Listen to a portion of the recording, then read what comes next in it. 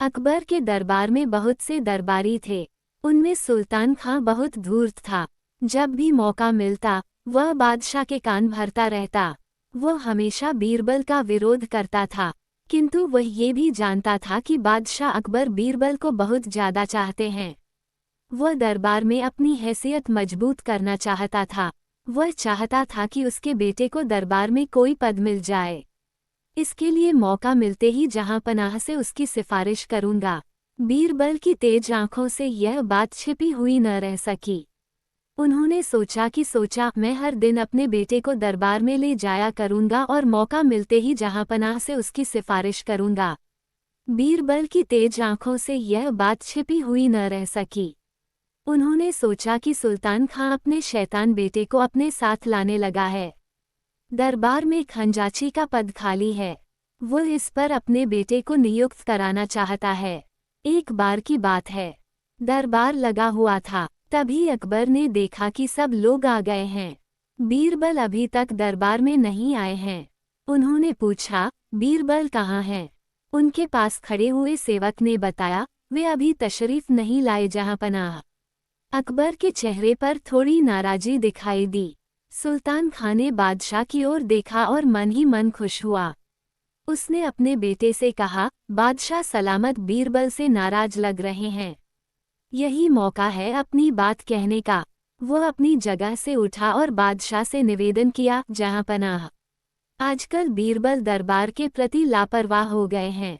उन्हें दरबार के वक्त का पाबंद तो होना ही चाहिए। अकबर ने कहा, लगता है उन्हें सबक सिखाना पड़ेगा। सुल्तान खां ने उनकी हाँ में हाँ मिलाई और बोला, जी जहांपनाह। इस पर अकबर ने सुल्तान खां से कहा, सुल्तान खां तुम ही कोई तरीका बताओ। सुल्तान खां बोला, जी, आज आप उनकी कोई बात नहीं सुनिएगा। वे कुछ भी कहें उसका एक ही जवाब दीजिएगा, नहीं।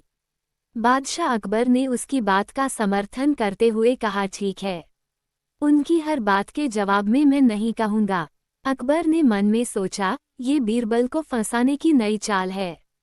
देखते हैं कि इस बार बीरबल अपना बचाव किस प्रकार करते हैं। कुछ देर बाद बीरबल, तुम्हें देर कैसे हो गई?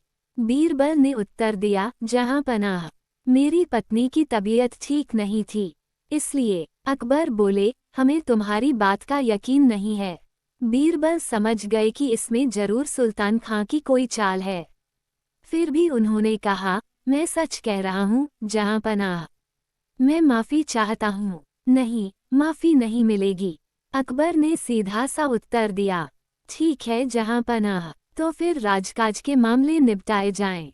बीरबल ने निवेदन किया। इस पर अकबर ने फिर नहीं में उत्तर दिया।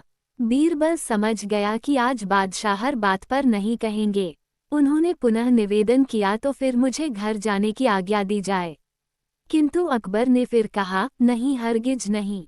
बीरबल ने देखा कि सुल्तान खां के चेहरे पर मुस्कान है।